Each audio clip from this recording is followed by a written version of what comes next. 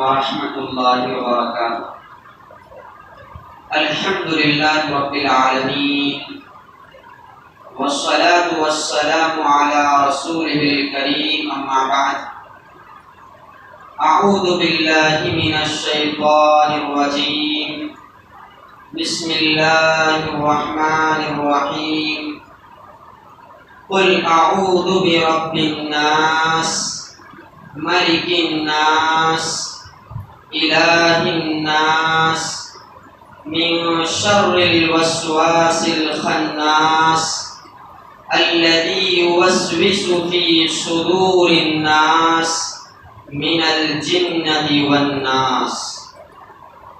محترم حاضرین، یہ جو سورت ہے ہم سب جانتے ہیں کہ یہ قرآن مجید کی سب سے آخری سورت ہے۔ اس سورت میں اللہ تبارک و تعالی نے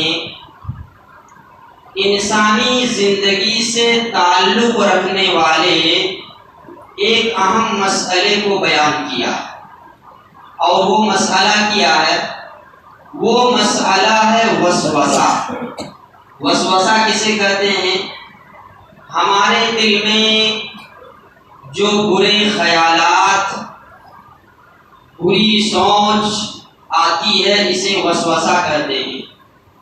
یہ وسوسہ ایک قسم کی بیماری ہے، ایک قسم کا مرض ہے۔ تو اللہ تبارک و تعالی نے اس صورت میں اپنی ربوبیت، اپنی الوہیت اور اپنی ملوکیت کے حوالے سے یہ بات بتلائی ہے کہ اے انسانوں، جب تمہیں وسوسہ آئے تو شیطان رجیم سے میری پناہ میں آ جاؤ، شیطان رجیم سے میری حفاظت میں آ جاؤ۔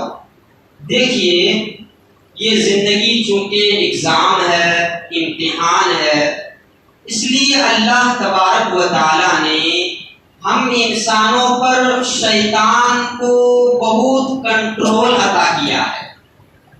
شیطان ہمارے اوپر بہت جلد حاوی ہو جاتا ہے، ہمارے اندر بہت جلد وہ سرایت کر جاتا ہے، اور وہ ہم انسانوں کو بہکانے کے لیے، گمراہ کرنے کے لیے یہی وسوسہ کا راستہ اختیار کرتا ہے۔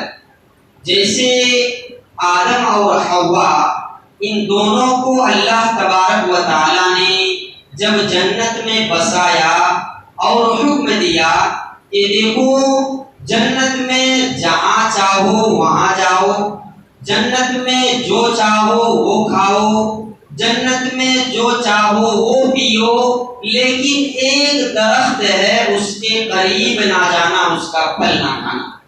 لیکن شیطان نے یہاں کیا کیا؟ شیطان نے آدم و حوا دونوں کو یہاں بہکایا، انہیں گمراہ کیا، اور بہکانے کا جو اس نے راستہ اختیار کیا وہ یہی وسوسہ ہے۔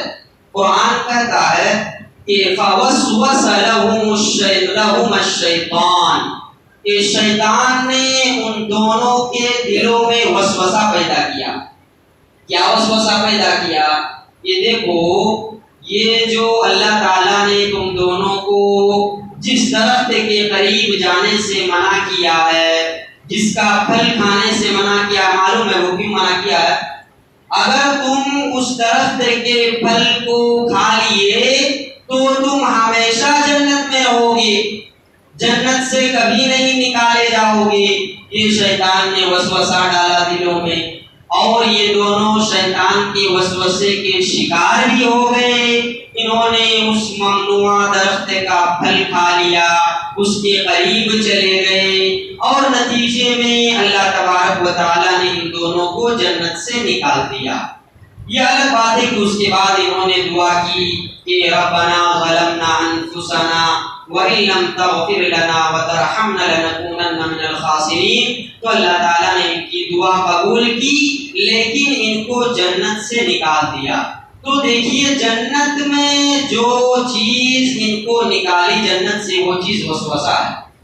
اور اسی طرح حدیث میں آیا کہ شیطان انسان کے جسم میں کس طرح سرایت کر جاتا ہے، شیطان انسان پر کیسے قابو پاتا ہے، اس کو بیان کرتے ہوئے اللہ کے نبی صلی اللہ علیہ وسلم نے کہا کہ ان الشیطان من الانسان کمجری الدم، کہ شیطان ویسے ہی انسان کے رگوں میں سرایت کر جاتا ہے جیسے کہ انسان کے رگوں میں خون بہتا ہے، جیسے ہمارے رگوں میں خون بہتا ہے ویسے ہمارے پیچھے شیطان ہمیشہ لگا ہوا ہے۔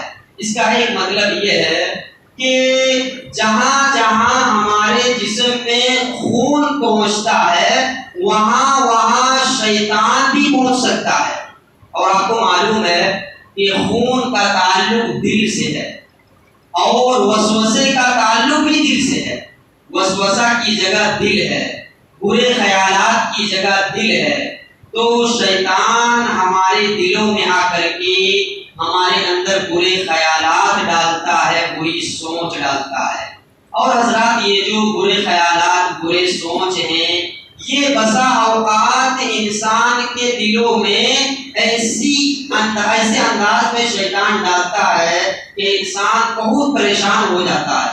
جن کو وسوسے کا احکام معلوم نہیں، جنہیں وسوسے کے مسائل معلوم نہیں ہوتے ہیں، وہ لوگ بہت پریشان ہو جاتے ہیں، اس لیے کہ شیطان ایسے خیالات ڈالتا ہے کہ ایمان کے بارے میں وسوسہ ڈالتا ہے، اللہ کے بارے میں وسوسہ ڈالتا ہے، رسول کے بارے میں وسوسہ ڈالتا ہے، آخرت کے بارے میں وسوسہ ڈالتا ہے، اور انسان یہ سوچنے لگتا ہے بسا اوقات کہ میں کہیں کافر نہ ہو گیا ہوں، ایسے برے خیالات۔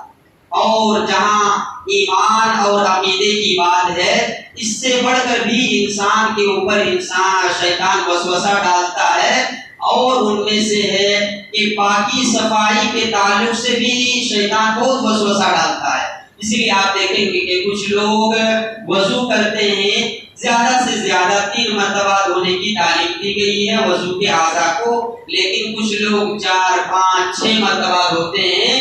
انہیں بھروسہ نہیں ہوتا ہے کہ میں نے 3 مرتبہ دھویا تو پاکی حاصل ہوئی یا نہیں، شیطان ان کے دل میں یہ وسوسہ ڈالتا ہے۔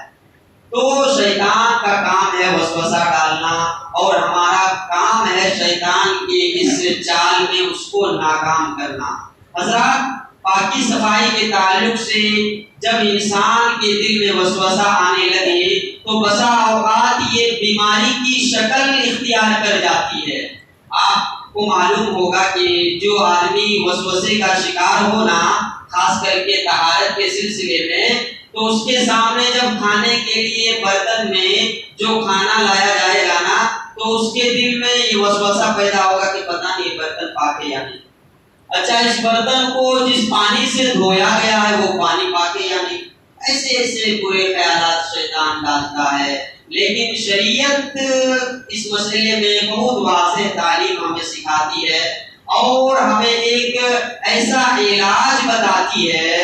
شریعت بخاری کی حدیث ہے، ابو ہریرہ رضی اللہ تعالیٰ عنہ راوی حدیث ہے، اللہ کے نبی صلی اللہ علیہ وسلم نے فرمایا کہ ان اللہ تجاوز عن امتی ما وسوست به صدورها ما لم تعمل او تکلم، کہ انسان کے دلوں میں شیطان جو وسوسے ڈالتا ہے، ان وسوسوں پر اللہ کے یہاں کوئی گرفت نہیں ہے، کوئی پکڑ نہیں ہے، لیکن اس پر شرط ایک ہے۔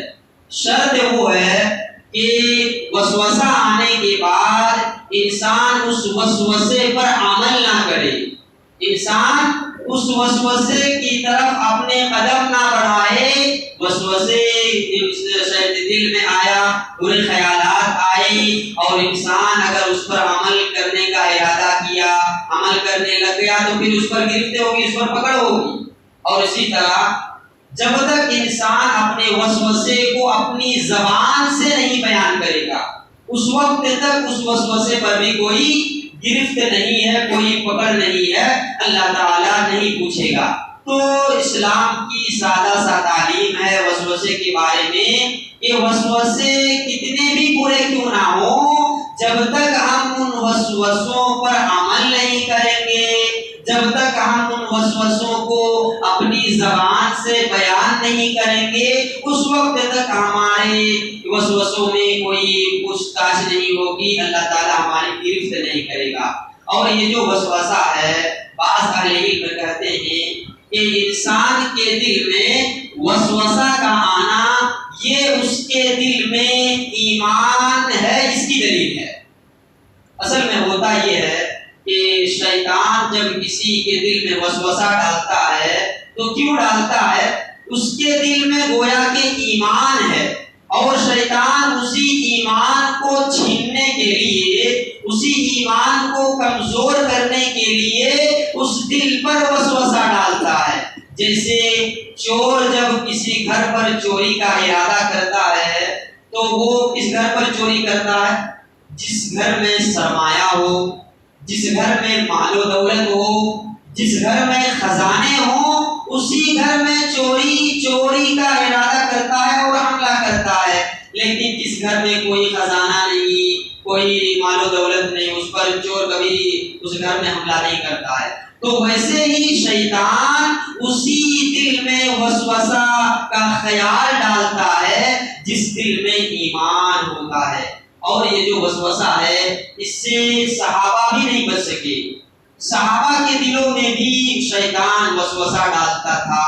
ایک صحابی رسول اللہ کے نبی صلی اللہ علیہ وسلم کے پاس آئے اور کہنے لگے کہ اے اللہ کے رسول، میرے دل میں ایسے برے وسوسے آتے ہیں، ایسے برے خیالات آتے ہیں کہ میں ان کو بیان کرنے سے بہتر میں جل کر کے راکھ ہو جانا پسند کرتا ہوں۔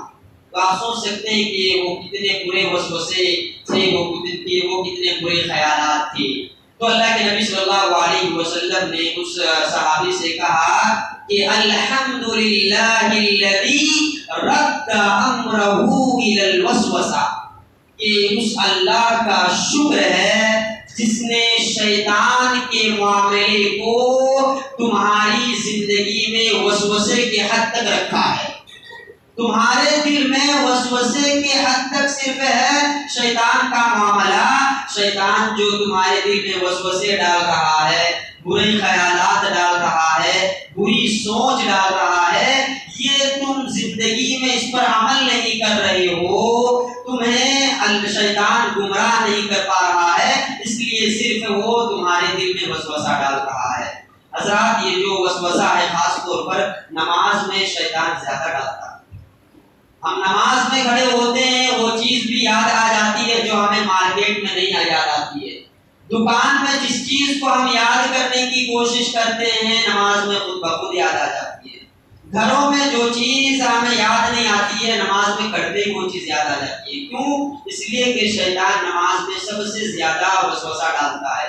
ایک صحابی رسول آئے، عثمان بن العاص رضی اللہ تعالیٰ عنہ، مسلم کی حدیث ہے کہ وہ آ کر کے اللہ کے نبی صلی اللہ علیہ وسلم سے کہنے لگے کہ یا رسول اللہ، ان الشیطان قد حال بینی و بین صلاتی و قراءتی، کہ اللہ کے نبی، شیطان میرے درمیان میری نماز اور میری قرات میں خلل ڈالتا ہے، ڈسٹرب کرتا ہے، اور مجھے پتہ شک ہوتا ہے کہ میں نے کتنی رکعت نماز پڑھی، میں نے قرات میں کوئی غلطی تو نہ کر دی، ایسے وسوسے شیطان ڈالتا ہے۔ تو اللہ کے نبی صلی اللہ علیہ وسلم نے اس صحابی سے کہا کہ راک الشیطان یقال خنزب، کہ اے میرے صحابی، وہ شیطان ہے جس کا نام خنزب ہے۔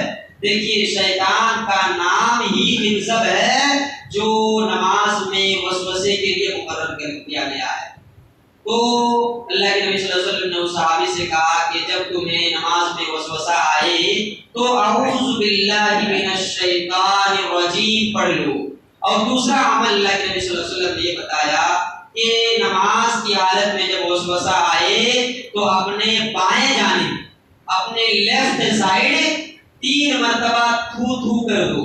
اچھا، اس کا یہ مطلب نہیں کہ آپ نماز میں ہیں، جماعت کے ساتھ ہیں، آپ کے بازو کوئی مصلی کھڑے ہوئے ہیں اور آپ بائیں جانب تھو تھو کر رہے ہیں اور اسے لگ رہا کہ مجھے تھو رہا ہے، ایسا نہیں۔